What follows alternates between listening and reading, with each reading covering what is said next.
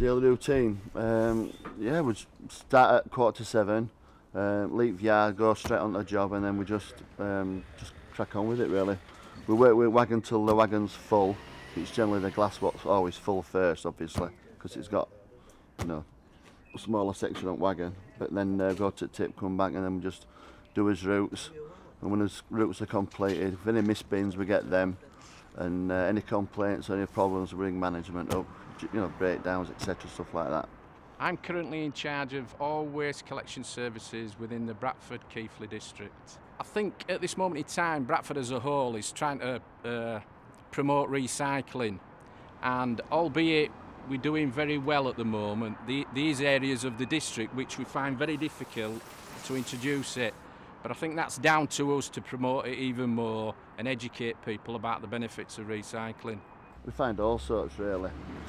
Clothes and also, I think a lot of people get mixed up and they think you'll just because they bring their bin out, a grey bin, you have to tick it. If it's a contaminated bin, what's got stuff in, we just put a sticker on with your name, and so they can ring up and get it emptied and start recycling again. We work on a route of 16 routes a month. Obviously, each route's obviously different areas.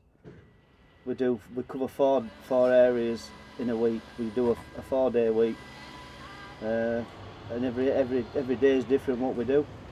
A lady once rang up and I answered the phone and she says, "Where do you tip your wagons?" I said, "What's the problem?" She says, "Well, the thing is, I've thrown some money away and it were an accident."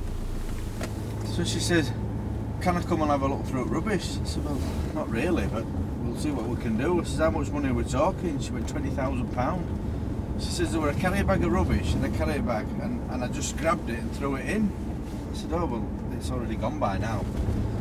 So she came down with her husband, and the transfer station stayed open for them, and they tipped it at one side, and they spent 4 hours looking through that rubbish and they never found it. As a driver, my issues are just the public. If you're stopping for a bin, anybody behind you being aggressive, we'll get a lot of aggression through other drivers.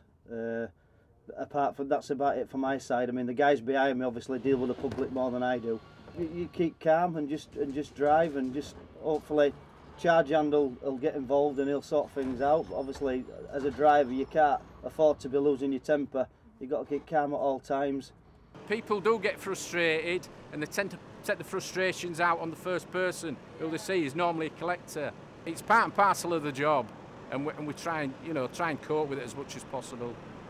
Without bin men, well, their job, I think, is very underestimated, I think, by a lot of people, and not appreciated. I think becoming more politically and environmentally aware, you realise that bin men play a massive part in society and in environmental life as well. It's absolutely vital that a city, a town, a district is clean. They're out there day after day in all different types of weathers. I think the world would be a far worse place because I think people kind of take bin men for granted. Saving the world in their own little way, definitely. Fantastic superheroes. all I'm lacking is a cape.